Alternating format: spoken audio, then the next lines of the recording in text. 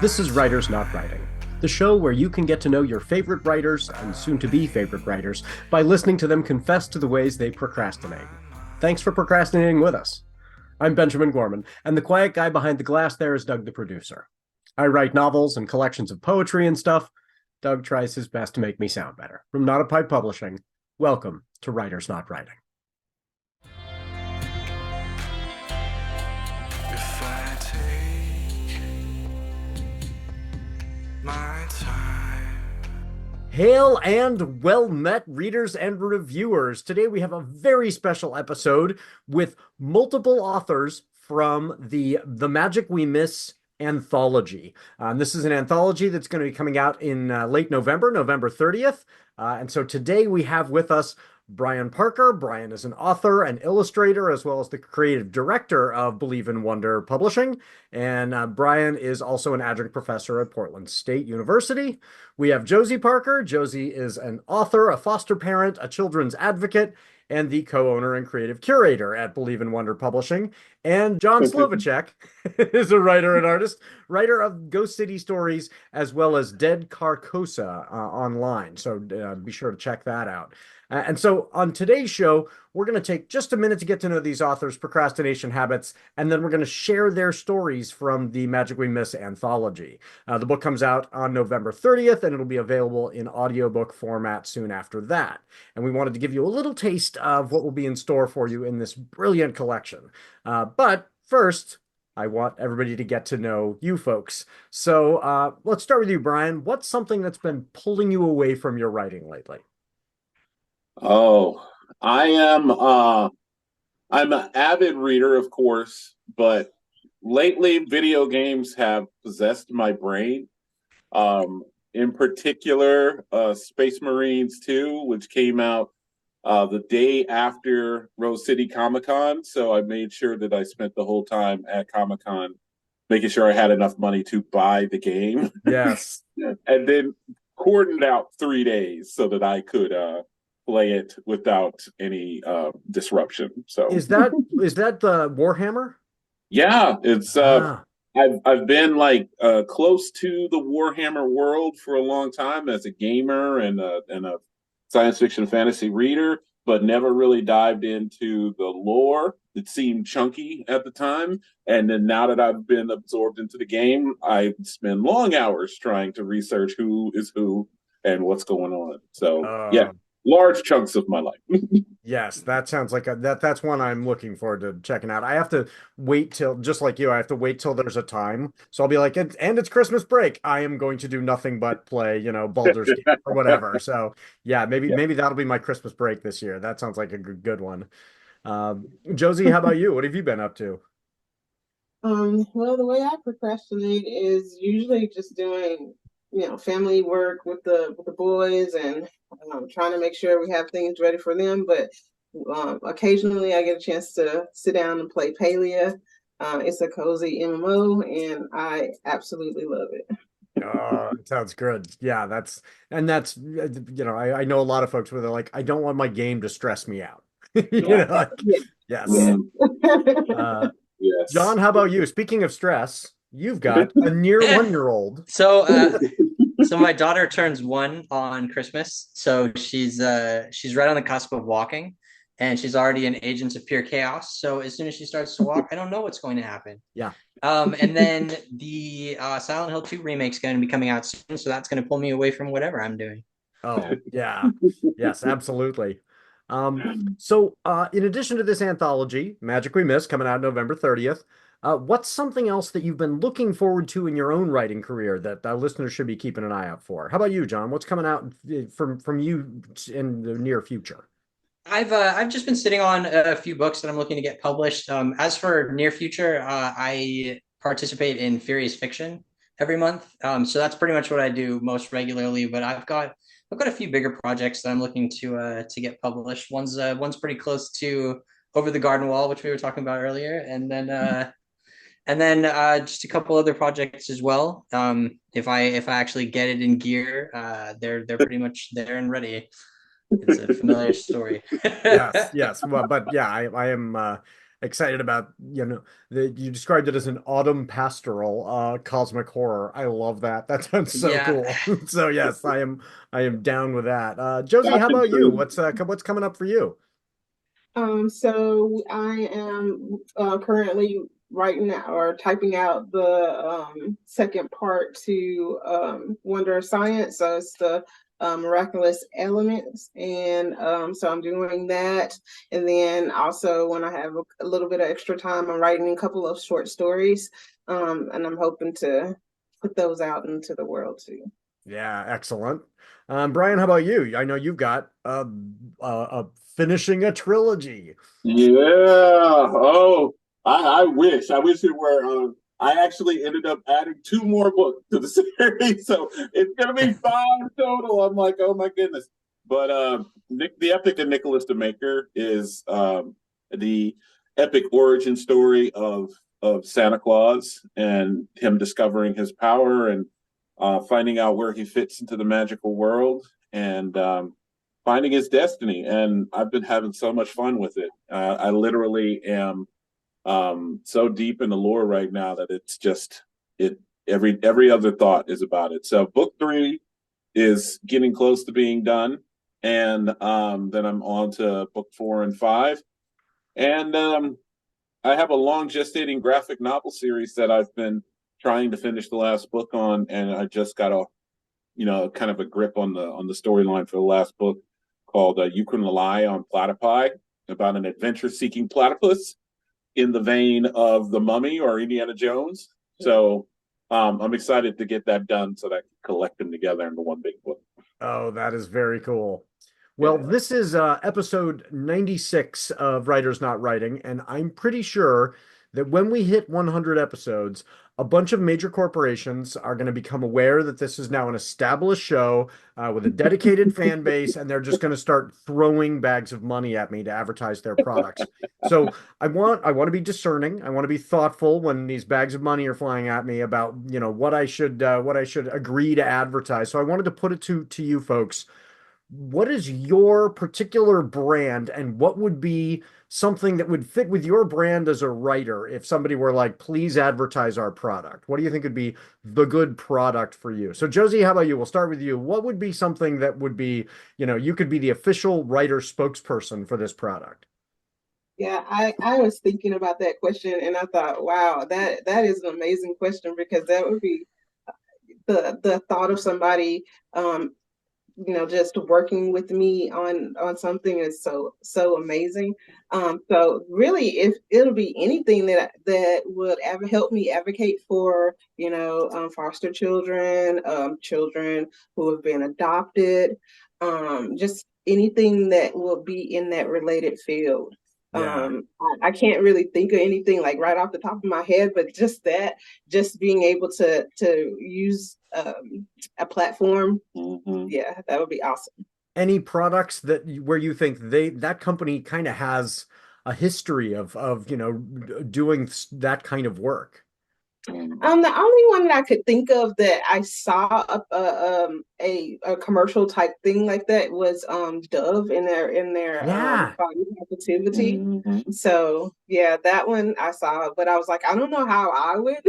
Oh, it doesn't matter. I think it's a great idea. I think Dove should be like, this is Josie, and we are like huge fans. And so here, have gobs of money.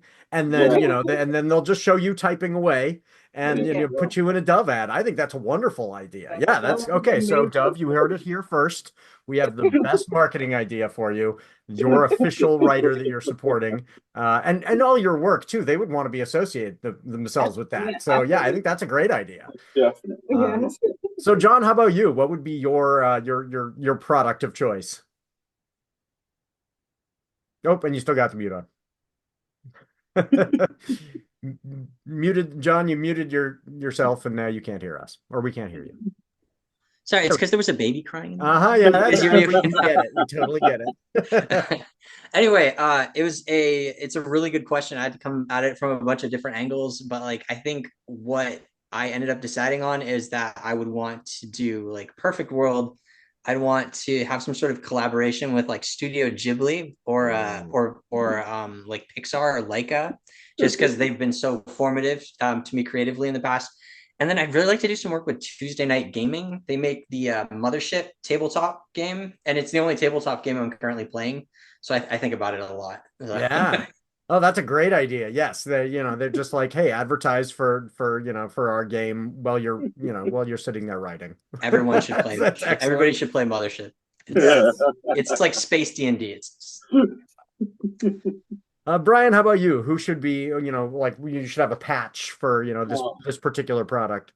And I feel bad because Josie's is very community driven and altruistic, and I'm like, whatever studio will like support and make my Nicholas show, our TV show or movie or series or whatever one is going to do that, then I'm like, I'm all in. So if it's Netflix or Apple TV or Paramount Plus, I'm either way. I need a 5-season Nicholas TV show with me as executive producer. I totally hear you. That's like, I don't have a streaming platform that is my favorite until one of them calls me up and says, I'm going to be making one of your series into, a TV series. And then suddenly I'll be all in. I'll be like, yeah, Amazon Prime is the greatest thing, Tubi. I don't care. It could be Tubi. I'd be fine with that. Yes. I'll be like wearing Tubi t-shirts. Yes. Excellent. Okay. Well, I'm going to have socials for John, for Brian and Josie, for Believe in Wonder. Those will all be in the show notes. So folks who can follow them, and connect with all of their work. And if corporations need to now reach out and slap a sticker on the next book, NASCAR racing suit style, now you'll know where to reach those folks. And of course, readers will know as well. So can I just say how rad a Nicholas the Maker show would be? I was just thinking about it since I would love that. Since you were mentioning it. I'm putting it out into the ether. You know who should pick it up is Hallmark. Oh man. Branch out yeah. away from doing the same thing they've been doing and put out a Nicholas the Maker animated series. That would be animated series. I'm good with that. I'm live action. I'm good with that. I thought about reaching out to the director that did a show on Netflix called Jingle Jangle. That was really good. And I was like, let's go, people. Let's make this let's make this. I think animated would be beautiful. And get Leica to Portland. I was gonna say Leica would be Hallmark. perfect. That would be so cool. Because they're really actually capture your art style. That would be amazing. I know people that work there now, so I'm like, I'm just gonna start sending them books. Start leaning on them. Absolutely. Special announcement time. NotAPipePublishing has always been committed to helping authors and readers find one another. Well, this show, which is all about helping readers get to know writers, just hit a milestone, 10,000 views on YouTube.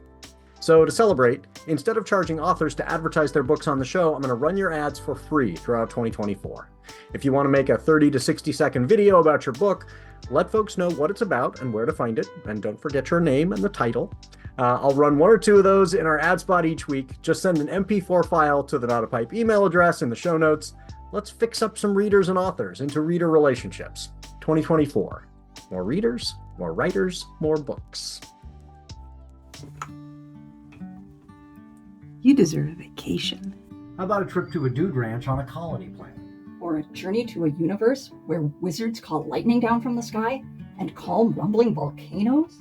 Or a holiday tour of the major cities of Europe with vampires and werewolves and witches as guides. Or maybe just a nice hot sudsy bath with a book of poetry that will make you cry and sigh and laugh. We've got you covered. A paperback will appear on your doorstep each month to whisk you away, and you'll return refreshed, enlightened, and ready to make the world we share a brighter place for everyone. Or if you prefer, you can sign up for a quarterly subscription and get 4 YA titles, 4 adult titles, or 4 collections of poetry per year. Plus, you'll get book club questions from the author before you start the book and an interview with the author afterwards. So, if you are in a book group or want to start one, this is everything you need in a kit. Will we occasionally throw in some extra surprises just to say thank you to our members? Of course. You can also give someone their very own membership with all of the rights and privileges pertaining thereto. So, find a reward level that's right for you. And share this with your friends. Join the Indulge Your Shelf book club today. Your bookshelves deserve a little pampering. Hi, I'm children's author Sarah Geddes. I'd love for you to check out my book, Henry the Sneezing Dragon. It's about a clumsy dragon in search of friendship.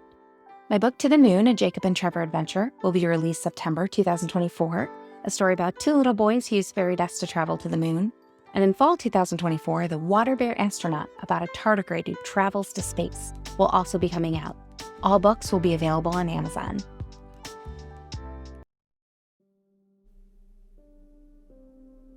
No one wants to live in a country ruled by wizards, unless the alternative is worse. Peter Watts, author of Blindside, says, a near-perfect blend of implacable horror, gallows humor, and ecological apocalypse. Nick Namadas, author of The Second Shooter, says, relentlessly radical and often hilarious. Cascade, Book 1 in the Sleep of Reason trilogy, by Rachel A. Rosen. Available now at bookshop.org, Apple Books, Barnes & Noble, Amazon, and at bppress.ca. Okay, so let's get to our samples from The Magic We Miss. Brian, I'm going to put you on full screen here for the folks on YouTube. And why don't you get us started with the first story in the anthology, which is The Edgewood Chronicles Part 1. Okay, right. You all set? I'm all set. All right. The Edgewood Chronicles by Brian W. Parker, Part 1, An Inquisitive Girl. Maya rubbed her hands against the front of her jeans.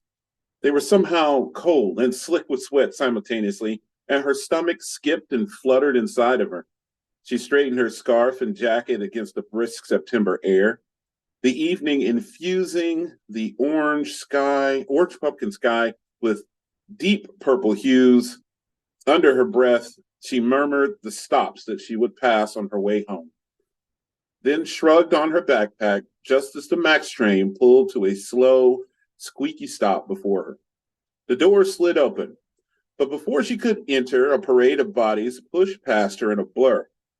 Heads down, eyes on phones, some while others pulled baskets and pushed strollers, each move with confidence and focus, putting Maya back on her heels.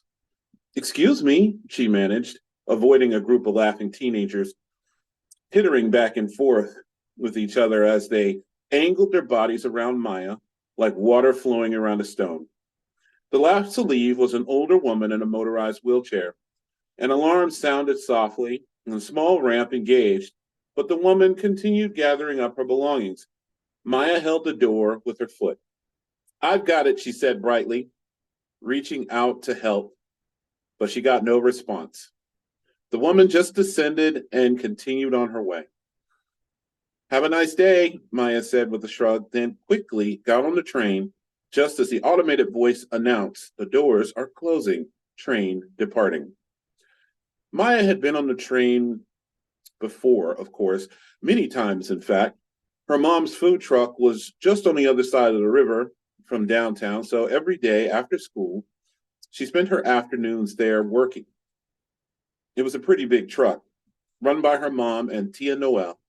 Best tamales in the Northwest, their sign boasted, and it wasn't wrong.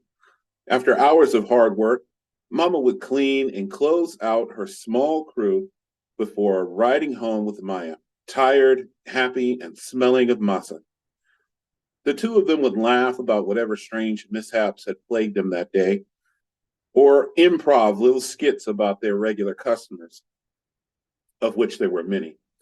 When they reached their stop outside of the city, they were both exhausted, but still laughing when Dad picked them up. "What did you two adventurers want for dinner?" he'd ask in his deep, calming voice. They'd both answer, "Anything but tamales." The joke never got old. That was before the lockdown, and the separation before everything changed. It wasn't anyone's fault, or at least that was what her parents said, but Maya couldn't help but wonder. She and her mom now lived in a small apartment on the east side with Tia Noel. Her dad was still in the other side of town, but she got to stay with him every couple of days.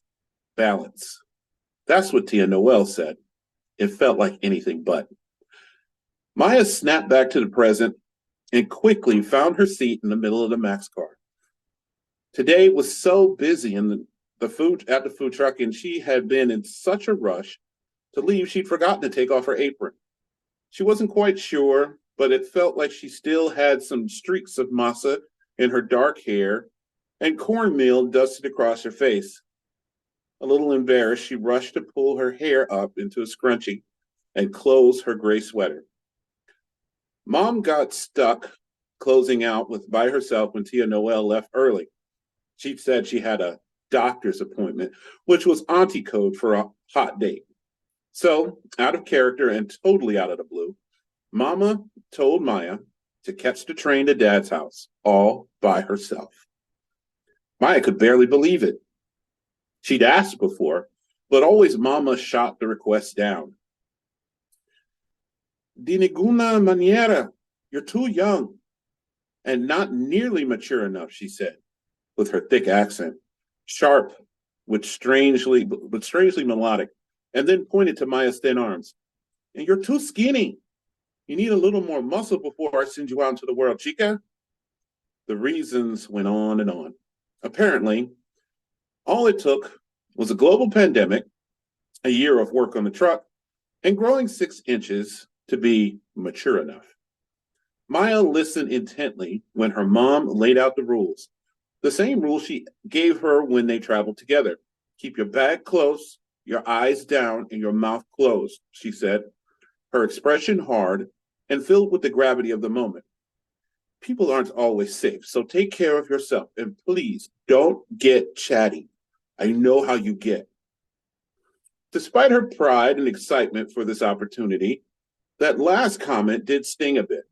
Maya had always been an inquisitive type. That's how her father put it. Mama, Tia Noel, her teachers, and the kids at school just called it nosy. Maya cringed a little when someone used that word to describe her questioning mind, and every time she heard it, it didn't fit her. She couldn't help it. She wanted to understand things, people most of all. People are fascinating. Where they come from, where they're going, what they love, what they dream. There are so many stories to discover, and she wanted to hear all of them. However, the train out of Portland was not the best place for her brand of inquisitive. Yes, people are mysterious and intriguing, but there are real dangers that exist out in the world away from her family, especially for a 12-year-old brown girl. So Maya did as her mother told her. She sat with her bag close to her side, her eyes pointed at the tips of her Converse All-Stars and her hands to herself, for the most part. In truth, sitting in the middle of the train, amidst the hustle and bustle, gave her a great chance to people watch. To her right sat a woman in a beautiful headscarf. The design was deep purple with copper-tinted paisley swirls.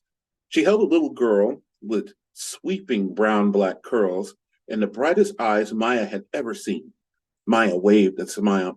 The girl, with her face smeared with dry chocolate milk, glanced back at her with a questioning expression before continuing to drink from her daisy-colored sippy cup. To Maya's left was a man in rough overalls and a backwards trucker's cap. He smelled strongly of motor oil and gasoline. He seemed to be talking to the large card part in his lap, repeating, "Next to new," he said. "Easy to install. Bah, lying so-and-so." There were a few more colorful words as well, so Maya looked away and gave him his privacy. The ride to her dad's was about an hour, so many people came and went along the way, each as interesting and equally as disinterested in her. That's when she saw him. Sitting next to the joint of the train, hidden behind an open newspaper, was the biggest man Maya had ever seen. She couldn't remember him getting on or sitting down. He couldn't have been there the whole time. There was no possible way she missed someone that interesting. He was 7 feet tall, easy, and wore a dun brown overcoat that had seen better days. In fact, on closer examination, he appeared to have moss growing on his shoulders and small white mushrooms that seemed to shine in the fluorescent interior lighting of the train. His boots were brown leather, as were his pants, and over the top of his newspaper, she saw a gray flat cap pulled down over his eyes. Despite his size and old attire, Maya couldn't help but notice one very peculiar detail about him. His massive hands were furry. She couldn't tear her eyes away from him. When she finally blinked and looked around at the other passengers, she was astonished that no one else seemed to notice him. Each of them was engrossed in other things or other thoughts. No one saw the man, or at least no one paid him much mind. By the next stop, Maya got up, the nerve to move a little closer. She angled her way past a tall, smartly dressed woman, whispering, "Excuse me," as she jostled her coffee. Maya sat across from the large man and tried not to be too obvious. As she watched him, she noticed that he was grumbling something, as if carrying on a pointed conversation with himself. His gruff, heavy voice rumbled like the sound of train wheels over the city streets. "Stop complaining," he said with a touch of annoyance. "It's fine. No one notices punctuation anymore. They've been dumbed down by text messages and social media." Then, almost in response, Maya heard a series of sounds, sort of like birds' chirps or punctuated with clicks and small rings and whistles, like the world's strangest wind chime. "Seriously?" the man huffed. "If you want to complain about it, you proofread the thing next time and stop complaining to me, expecting me to do everything." At this point, Maya's head was bursting with curiosity and questions so much that her palms started sweating again. Bag closed, head down, mouth closed. Mama's words echoed in her mind, and she pushed them aside just as she got up, crossed the aisle, and sat down right next to the immense man's side. "Excuse me, were you talking to me?" she asked, in her most innocent tone. She smiled a broad, bright smile. Her mother's voice was in her head. Her mother's voice in her head disappeared, replaced by her own, repeating the words, "This is so dumb," over and over again. The large man stopped talking immediately. He slowly turned and looked over the edge of his paper, his eyes just visible under the brim of his cap.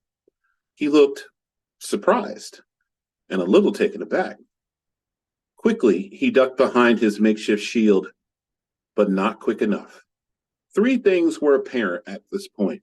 1, he had 2 large tusks that jutted up past his bottom lip.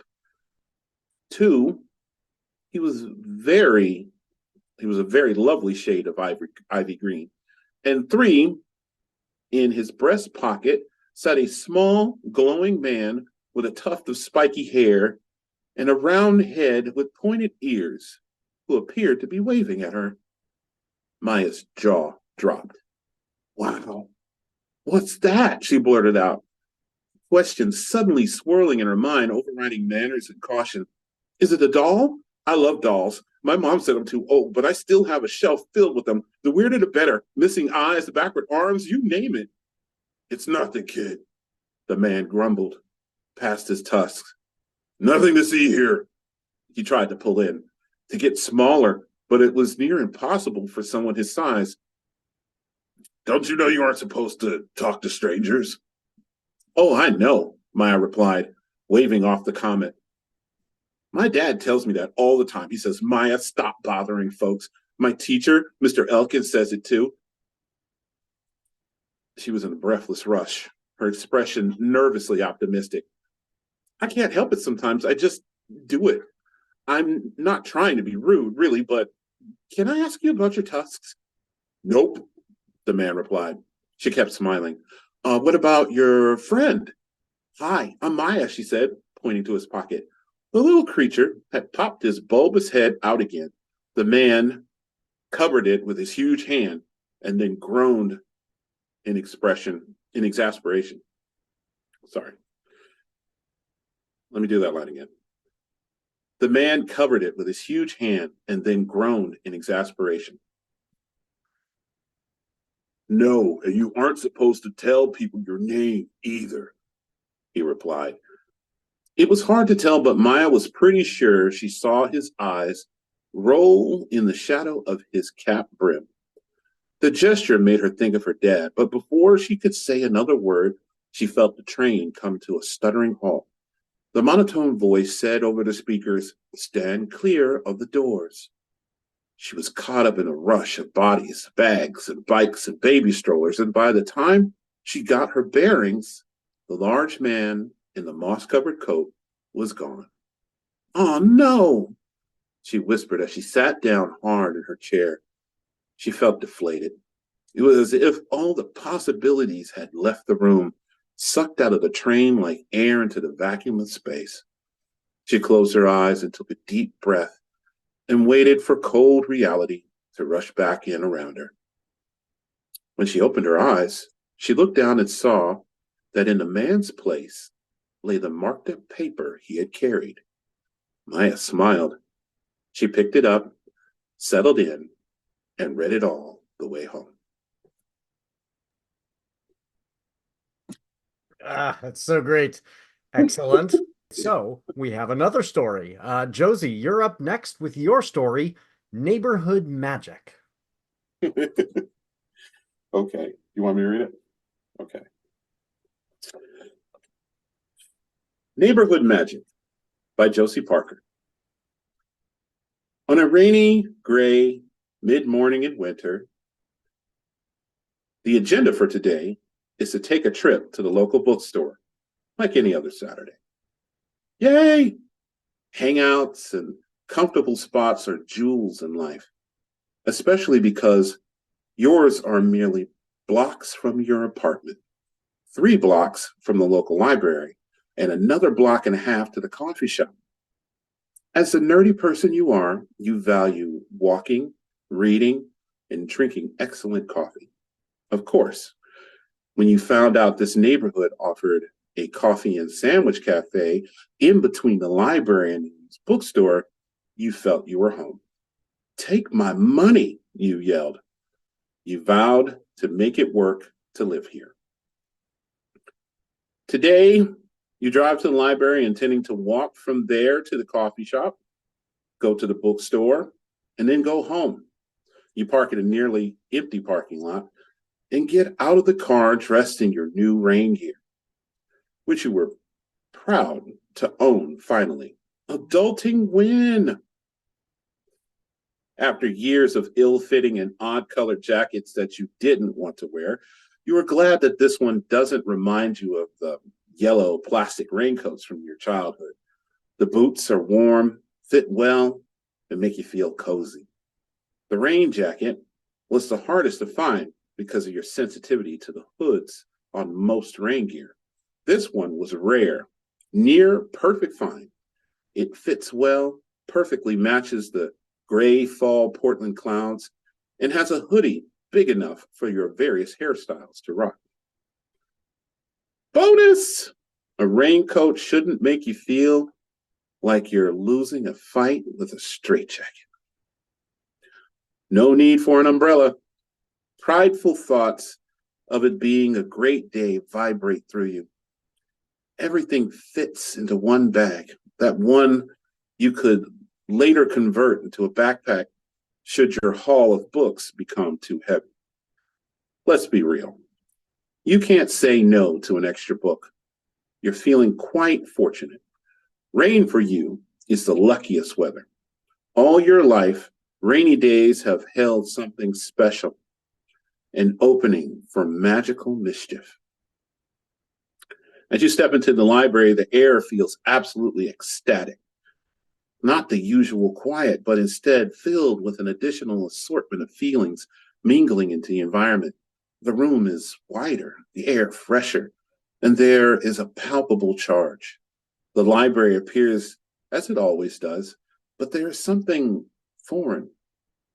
Upon opening the door to the main lobby, you see a mix of people at first glance, and then a golem reading a book at the end of the row.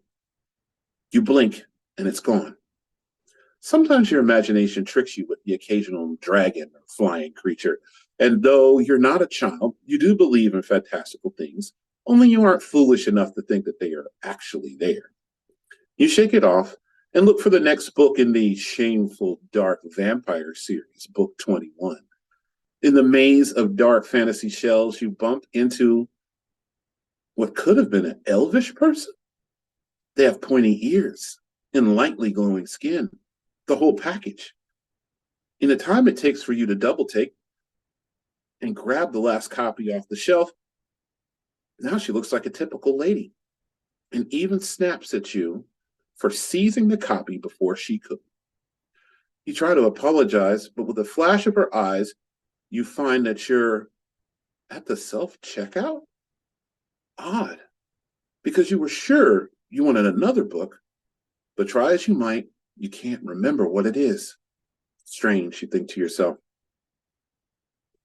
You're lost in the sudden brain fog that came out of nowhere, and you float outside and down the street before it clears. The walk in the rain is refreshing, and it takes no time at all to get your coffee and head to your favorite used bookstore. As you near Jan's, you hear a loud roll of thunder above you.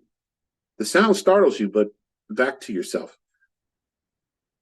It had to be thunder because the small fiberglass dragon sitting at the top of the bookstore entrance couldn't have just made that noise, right? You shake out your jacket as you enter. The friendly staff greets you, and together you discuss the book series that came in this week. The old book that you were looking for should be here next month, the store owner, L, says. It's so great that the staff helps locate all sorts of books for their customers. You have an almost weekly habit of Jan's drop-ins, and when you come by the store, it's always cozy. The people are ready in there with their witty banter and interesting discussion topics. As you browse the shelves, you finally remember the book that you were going to check out from the library. Shops and Dust, you say aloud. How did I forget?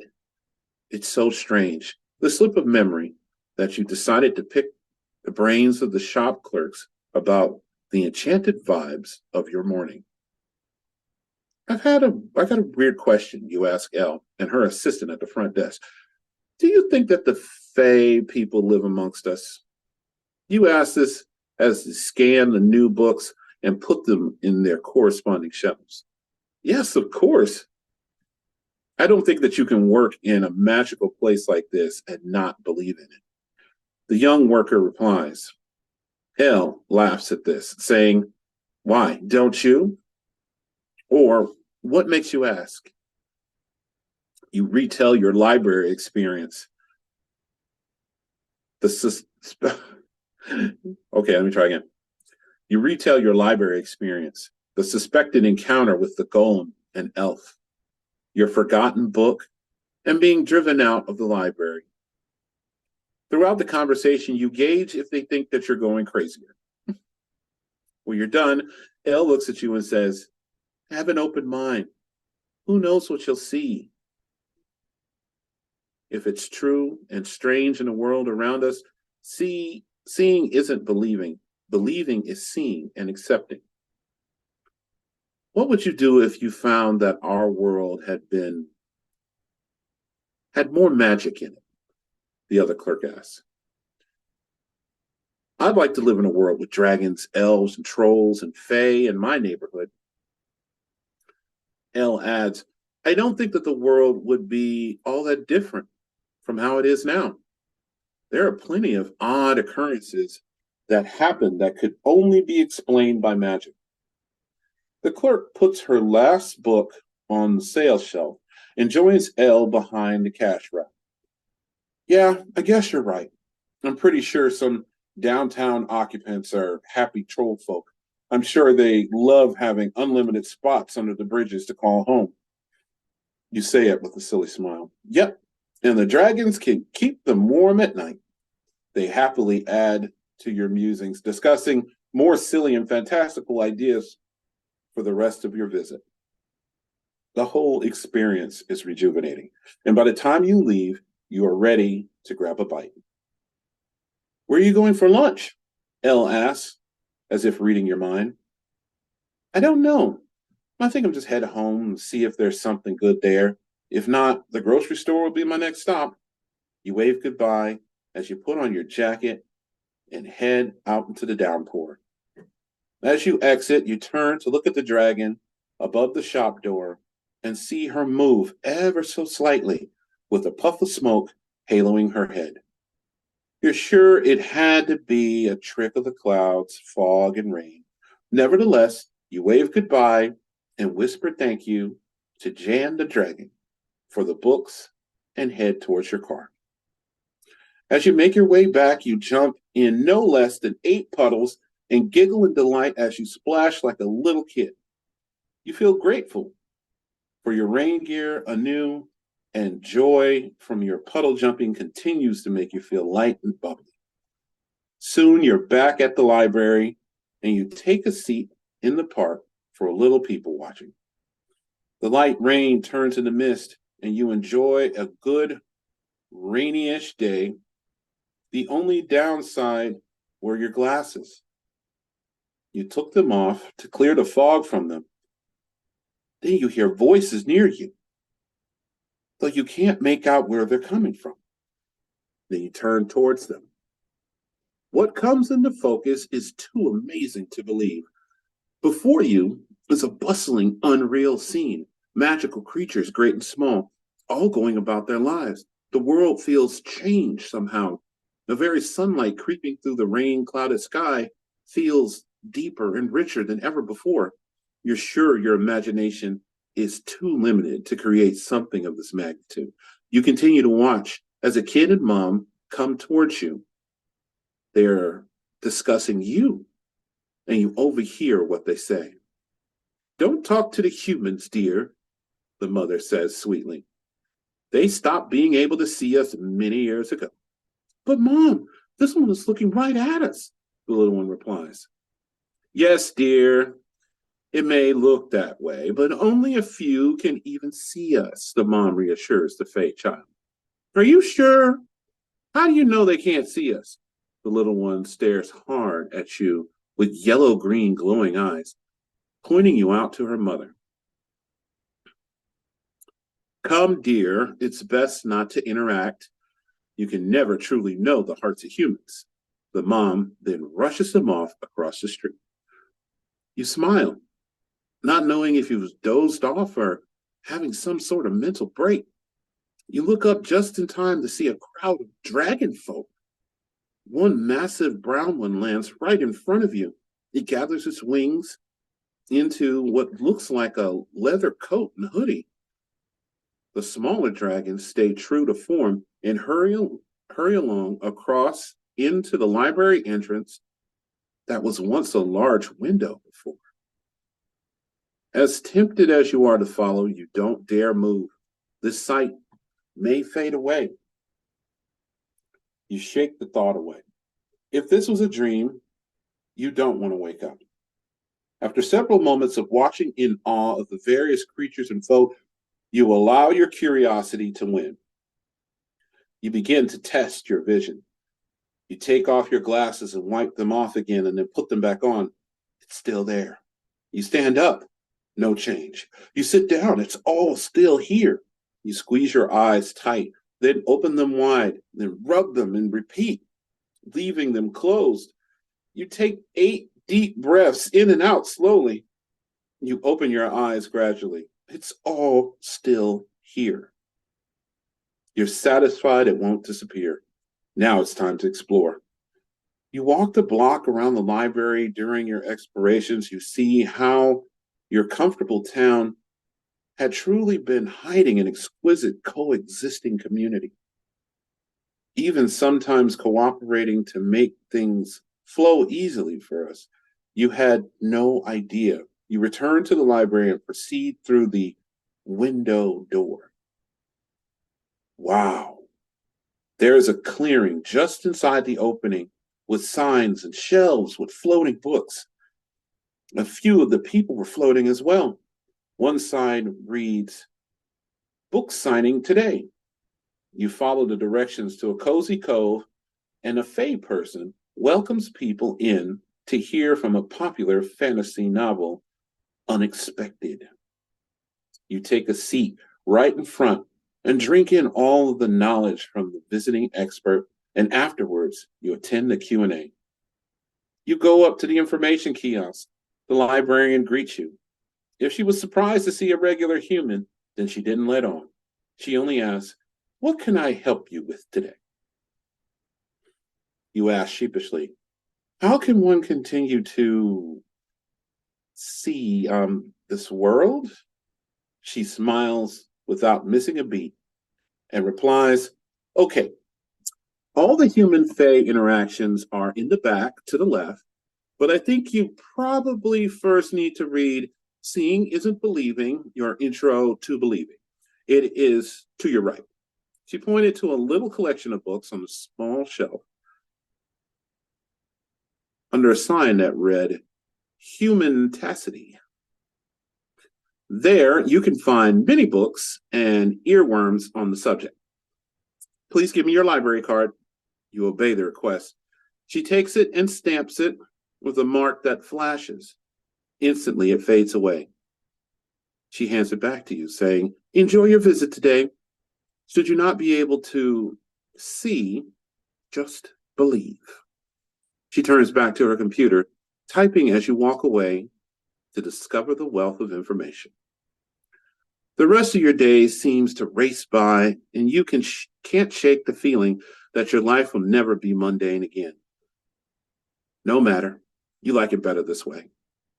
The normal and the not, combined in a greater world of your wondrous life. You belong here. You've always known that libraries held the key to knowledge and new worlds. You never imagined how true that was. So, another rare mind is now awakened to the magic around them. What if I told you that only see things as you think they are? If I told you that you are merely seeing life through a filter? What if, by the power of your imagination, you could extend your vision of the world? Would you dare? Could you let yourself experience it? Suspend your understanding of what you think is true and come join me in what simply exists. As observed by Mr. Aziza, and chronicler of the Edgewood Chronicles, a periodical of magical happenings.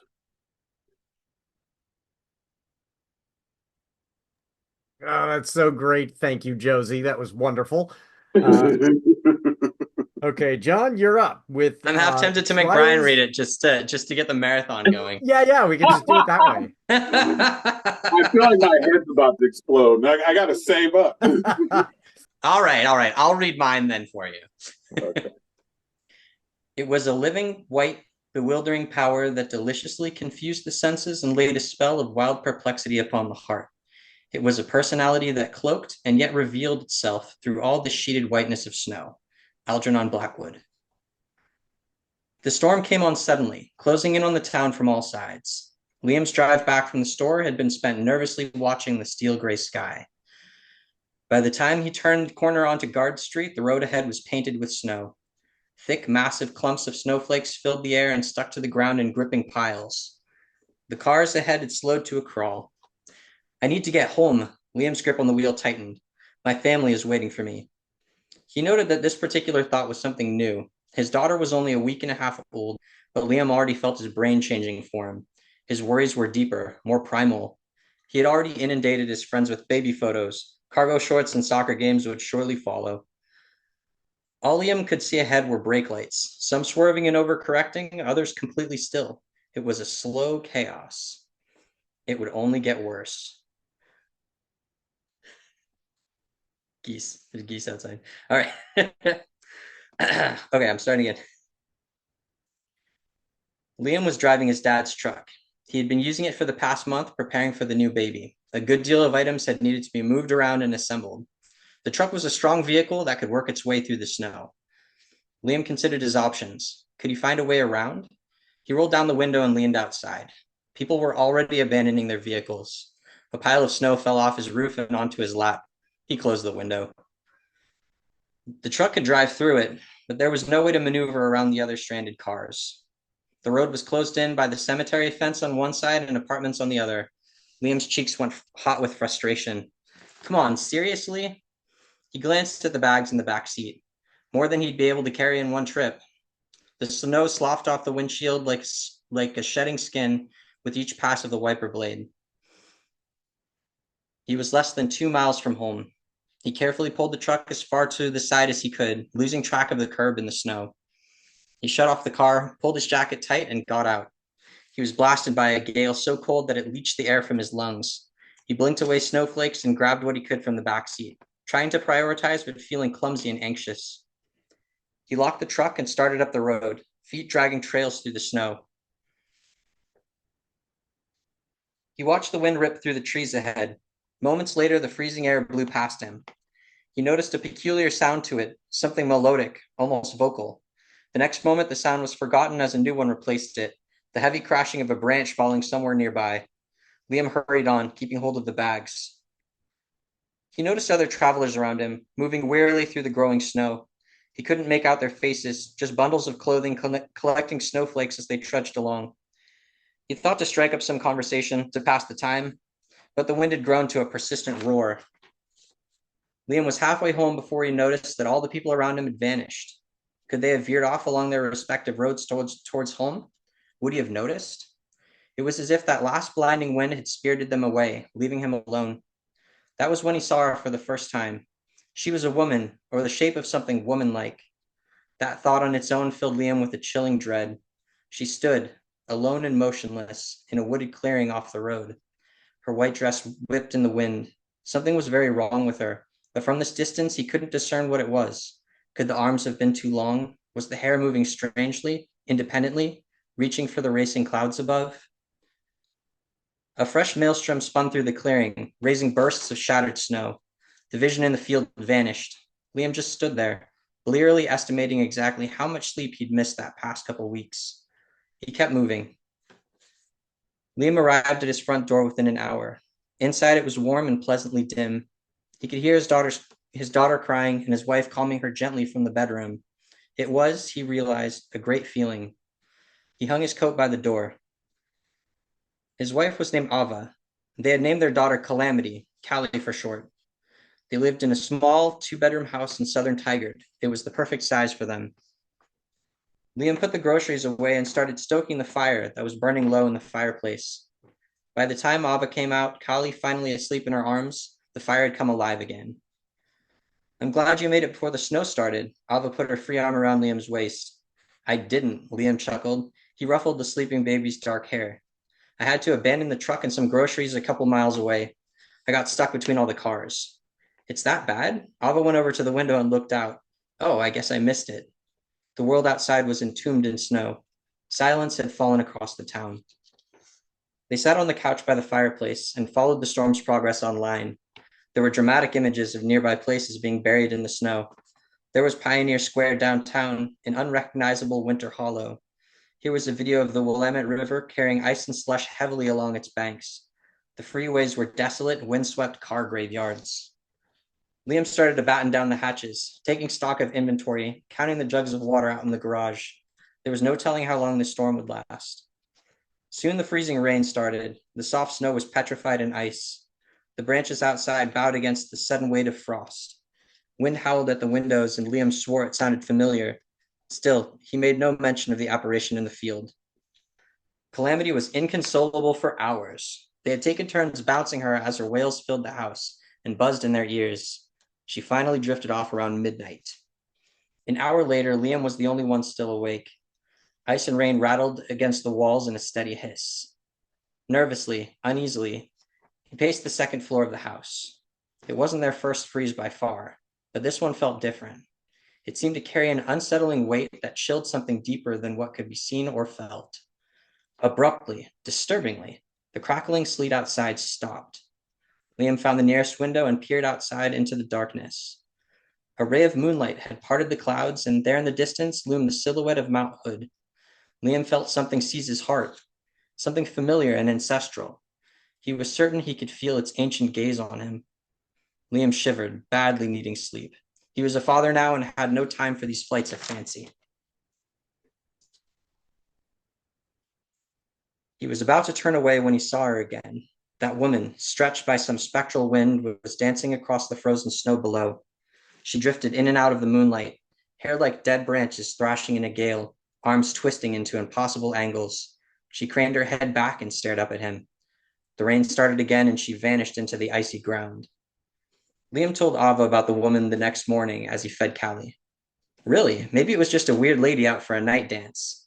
They laughed it off, but he carried that disturbing image like a heavy ball in his stomach. He worked to insulate the house all morning. He had planned to go out that afternoon and help people on the road, but the rain carried on with miserable intensity. At dusk, the power and internet went out for good. The temperature dropped and Callie cried until she was triple bundled. They chose to stay the night downstairs by the fire. That was when she came again. Ava heard it first, a voice like wind moaning through the walls. Callie, it sang. Callie. Ava woke Liam and then went over to the window. She parted the blinds and found herself looking directly into round, staring eyes, black like the longest, most desperate night of winter. Ava screamed and tumbled backwards. Callie woke in her crib and started crying. That's her! Liam jumped up as the face disappeared from the window. That's the woman I saw dancing outside. A minute later, there came a scratching, like frosted branches against the opposite window. The dancer's dark silhouette drifted into view. She stopped and peered inside, black eyes locking first on the fireplace, then on the crib where the fussing infant lay. Calamity had been born in winter and had caught its notice. It wanted her. This thought struck Liam and Ava at once, as if it had been implanted. This awoken memory of ancient winter had laid claim to Calamity, a bitter cold craving the warmth of a candle in the long darkness. The storm raged on, interspersed with the staccato of distant falling trees. The dancer came and went, passing windows in the deepening darkness. Just before midnight, she tapped deliberately on the kitchen window. Ava and Liam watched as she reached out and pressed a palm against the wall. With a shriek and a groan, the water in their pipes froze. The dancer vanished in a flurry like laughing crystals. There would be no fixing the pipes until the cold let up. Ava and Liam worked together to board up the downstairs window. The next morning, they discovered that the water in the garage had flash frozen, shattering their casings. Without water from the pipes or the jugs, they collected snow to boil in kettles on the fire. They never stayed outside long. Callie wasn't allowed near the doors or windows. There was a pervasive feeling of being stalked that persisted even during the day. Several days passed. It grew even colder. Expanding ice tore at their walls and window frames. Liam repaired what he could using insulating foam, but the cold crept inside insidiously. They did their best to keep Callie comfortable and fed. She still cried at night, a racking siren's cry, and the wind would answer. They all kept warm somehow. Then they ran out of formula powder. This was bad. Ava could produce her own milk, but not nearly enough to keep up with the infant's enormous appetite. Without formula, there could be no peace. Liam regretted the 2 bags he left in the truck. Within were some needed supplies, including a massive can of formula. He realized with dread that he would need to return to the truck alone before the next storm. That had been where he had first seen her. Would he find her waiting there? Outwardly, he gave Ava and Calamity a confident smile. Please come back safely. Ava hugged him tightly. You're the only one that can sing that goofy song that confuses Callie out of crying. Calamity wailed, but in a funny way. Liam laughed, even though his insides felt frozen. He put on his boots and headed out alone into the cold. Ava held Calamity and waited. Liam's journey was hard, every step a tightrope walk across slick, jagged ice. His face went numb, but the rest of him was warm enough.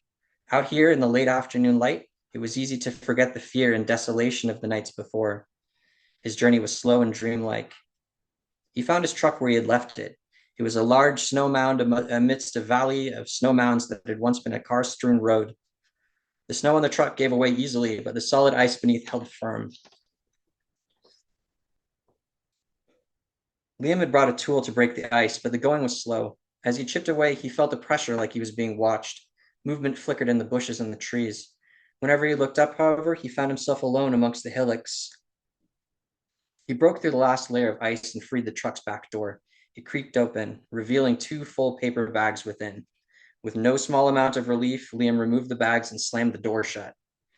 Then he saw her, standing a ways down the road, quaking and spindly, a frost-blighted bramble impersonating a woman. A bright white crescent smile shivered beneath her frozen hair.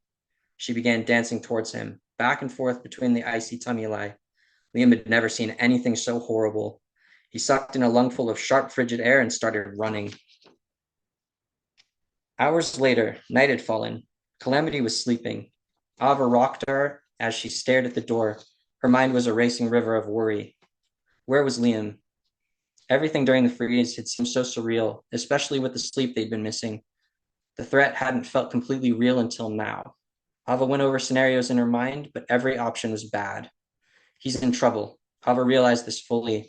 If she didn't act, she would lose him. She had to go find him, but she couldn't leave Callie alone. They would both need to go outside into the cold night, where she was. Would she try to take Calamity? Absolutely not. Ava would not let that happen. Callie had awoken and watched her mother silently, sensing the gravity of the moment. Ava wrapped her in a tight bundle of blankets, which she strapped into the papoose on her chest. With one glance back at the freshly fed fireplace, Ava stepped outside.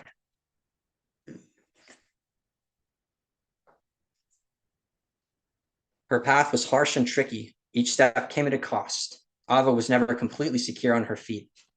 The freeze seemed to be spreading, expanding in spider webs across the frosted ground. Ava moved ever forwards, using a heavy flashlight to guide the way. Then, after what felt like hours, Ava found him. Liam was alive, but he was injured, leaning heavily against a fence. His other hand held the bags. It wasn't even the woman, Liam explained, wincing painfully against Ava's shoulder. I was running for her and I fell. I might have heard a pop too. You are a pop, Ava said.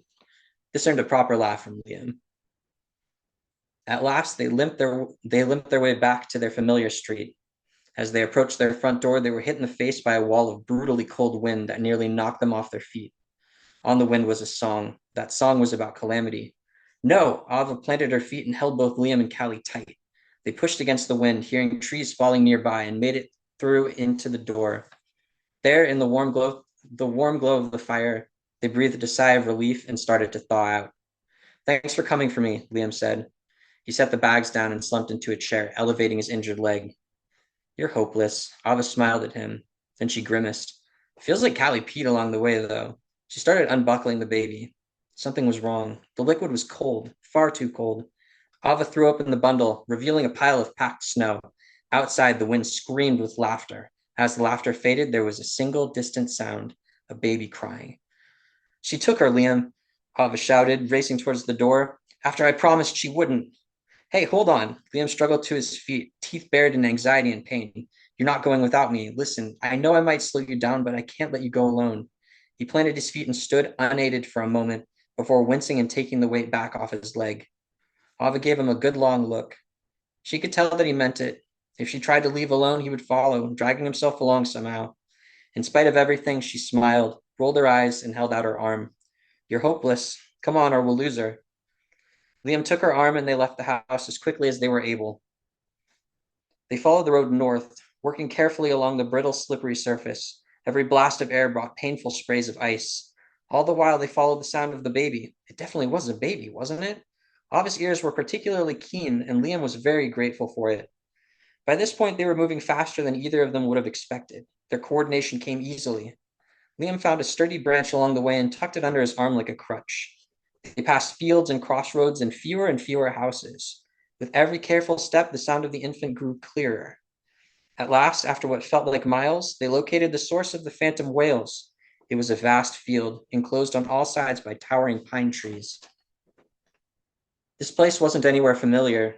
In truth, it couldn't have possibly existed in town unnoticed. The trees were too massive, the air too crisp. In their hearts, they realized they had been transported elsewhere. They had made it about halfway across the field when they heard a poem being sung just behind them. Calamity mine has taken our hands. She'll join us in the winterlands. The voice was hazard personified, the last breath of hypothermia, distilled starvation. It was the devastation wrought by entropy. The sound of it stopped Ava and Liam in their tracks. They turned and saw her standing in the shadows of the pines behind them. Her eyes were shards of moonlight. Go on, Ava. Liam planted his branch deep into the snow and faced the spirit. She won't get past me. Ava knew he meant it. She shivered and kept moving forward into the field, following the sound to its very center. There was a small mound of snow wriggling there. It twisted and rose, crying up at the sky. It was an exact recreation of a baby molded from ice and snow. It screamed and cried. Soon its voice was joined by others. All around her, other mounds were rising from the snow. Each bore the face of an infant, eyes scrunched, mouths wide, like a field of deranged white pumpkins. The 100 babies screamed a symphony. Ava dropped to her knees, her mind a crashing sea of confusion and terror. The snow babies writhed around her, flooding her ears with noise. Liam was calling her name. The dancer in the woods beyond had grown to an impossible height and gazed down at them from the tree branches. Ava covered her face in her hands. Wait. Ava's eyes went wide for a moment, then shut again tightly. That sound, could it be? She focused. There could be no other. Ava knew that voice.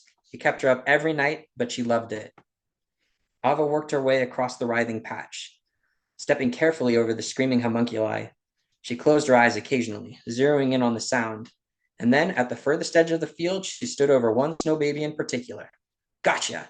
Ava scooped up the mound. The snow fell away and revealed Callie, still warm and dry. All around them, the crying stopped and the babies froze in place, tumbling into loose snow. Ava, what happened? The crying all stopped. Did you get her? Ava held Callie up in triumph. Past Liam, the dancer at the edge of the woods had returned to her original size. Head bowed low, she watched the three of them. Then there was a final rush of bitter wind and frost, and she vanished. The wind rose and rose into a fierce gale. Liam planted his feet against it, and Ava gripped Calamity tightly. The flurry gradually cleared, carrying the blinding snow away. Ava, Liam, and Calamity were now standing just down the road from their house in an empty lot between two half-built condos. The sun was rising, bringing with it a surprising warmth. Ignoring his injury, Liam rushed towards Ava and the baby, taking them into his arms and breathing a huge sigh of relief. They'd survived the winter. Ava pulled Callie inside her jacket and they started heading slowly back up the now familiar road. The newborn sunlight shimmered through the steam. They soon found themselves walking through slush and even had to take their hoods down against the soothing warmth of dawn. But Ava was vigilant. She threw open her jacket, removed the baby, and spun her around. Liam and Ava both inspected the infant closely. Calamity was still there, chubby-cheeked, dark hair, smiling up at them, an enormous, toothless smile. It was, as far as either of them knew, her very first one. Who can say what baby will be born at the perfect hour next winter? Who can say what games the Freeze will play in their pursuit? But Calamity was safe and she was warm. She fell back asleep on the walk home. Hooray! Love it. Oh, that's so great. Nailed it, sir. Nailed it. Yes. All of us parents are like, oh, yes, the first smile story. Oh, it's so wonderful. It was all just a first mile story. It was a trick. There was a moment there, though. You had a page turn, and I was like, if he stops right there, I am going to lose it. It was right at the scariest moment in the story, and I was like, it's not to be continued. Like, this isn't part one, or I'm going to freak out. That was great. Oh, well, thank you very, very much for that. All of you, thank you for sharing your stories. Those were excellent. So there are a few folks I have to thank before we wrap up here. Before we get to our send-off, thanks to the artist Max Oakland, who reached out and provided one of his songs for our intro song, I Prefer the Dusk. Let Max know you like it by following him on Twitter at Max Oakland with 3 Ds. And thanks to Halizna CCO for their song Kids for the ad break. If you're in a band and you'd like your song used on the show, I'd love to highlight a listener's work like Max's song, so email me about that. Thanks to Doug, the producer, for making this show sound good and taking the blame when it doesn't. And I cannot forget to mention, Writers Not Writing is a production of NotAPipePublishing. So please go to NotAPipePublishing.com and check out the amazing books written by writers who didn't procrastinate too much. If you like this show, rate it and review it wherever you found it.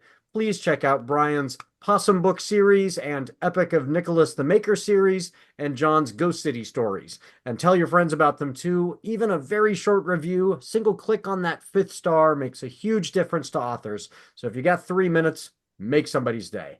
And I am too old to tell you smash that like button, but if you could gently tap on the like button for this show too, I would greatly appreciate that. So, John and Josie and Brian, if you want to, if I want to give you an opportunity to share out some advice for folks. So we've got 4 pieces of advice for our listeners. John, how about you go first? What is your advice for everyone? Take it easy on yourself. You're doing great. And Josie, how about you? I would piggyback on that. Trust yourself and have fun with it. Excellent. And Brian, how about you? What's your advice for everyone this week? Value your contribution. The stories that you have to tell, only you can tell. And I would just add, no matter how much you procrastinate, Josie and Brian and John and I are all still proud of you. If I take my time, I make up my mind.